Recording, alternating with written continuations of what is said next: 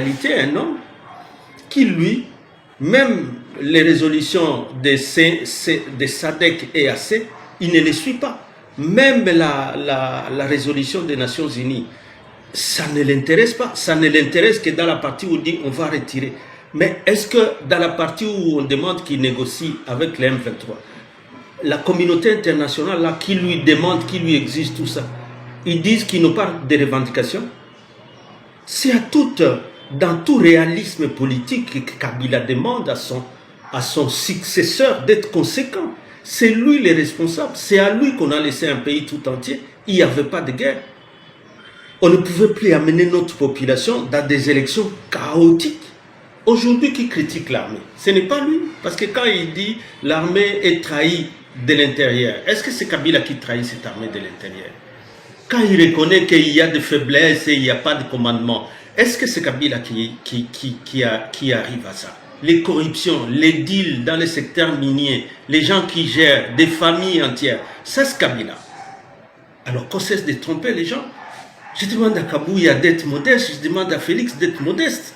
Lorsqu'il reçoit tant les conseils et les vérités que détient l'ancien président de la République pour dire « Monsieur, tu as signé avec les M23 », discute avec eux, ce n'est pas le problème des Congolais. Pourquoi les Congolais doivent payer les prix sur les accords que Félix a signés?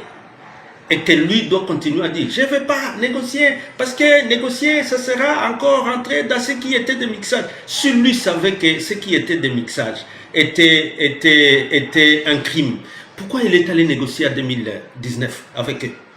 Pour les ramener ici 14 mois, pour leur donner des promesses, pour aller s'engager avec les pays qui ont aidé les M23 à s'installer aujourd'hui. Et il est là lorsque les M23 prennent Goma, prennent Bukavu, c'est lui qui célèbre, c'est le fils à Museveni.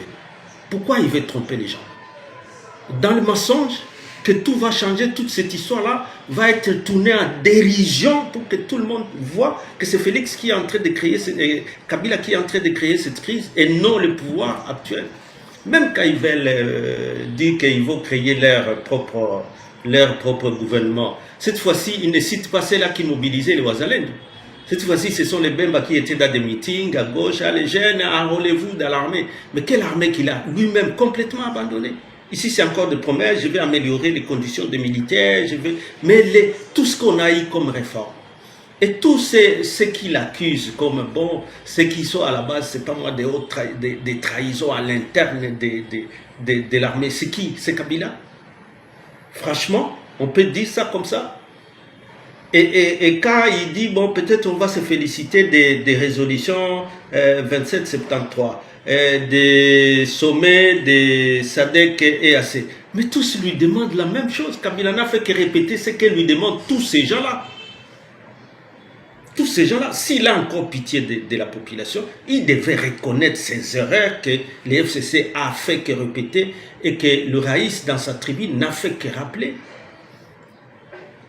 Et on n'aidera pas les pays chaque fois que pour ses propres fautes, il faut trouver les autres de boucs émissaires, mais ses propres responsabilités pour répondre. Non, non, Waneza Kabila, Binonyoso, Botumba Bandako, il y a PPRD. C'est ça la tyrannie, c'est ça la dictature. Pour qu'il n'y ait plus personne qui parle.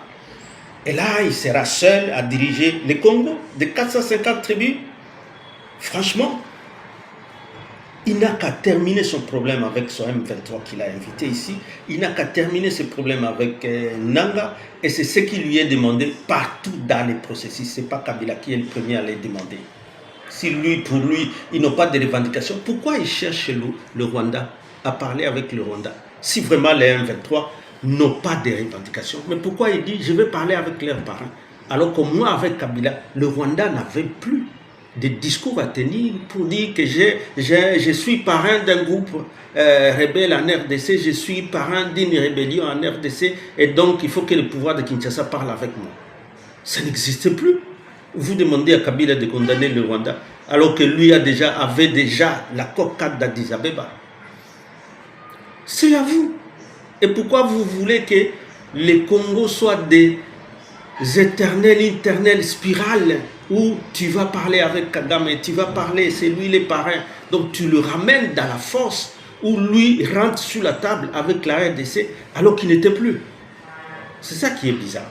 Et c'est ça qu'ils doivent regarder de face. Et c'est ça que l'ancien président leur a dit à travers cette tribune-là, pour qu'ils prennent leurs propres responsabilités et pas toujours rejeter sur les autres. En réalité, s'il n'est pas en train d'instaurer une démocratie, s'il y avait une dictature, s'il y avait réellement une démocratie ici et que tout le monde était déjà intégré, parce que tout ce qui avait été décidé dans la Constitution, accord de Sun City, Constitution, et que les gens aillent toujours dans de bonnes élections, il n'y aurait jamais eu M23 ressuscité par Tshisekedi. Il n'y aurait jamais eu le Rwanda qui commence à caresser partout. Viens, je vais parler avec toi, c'est toi le parrain de l'Ouganda. Tous ces discours, il n'y aurait pas. C'est tout ce que Kabila a dit.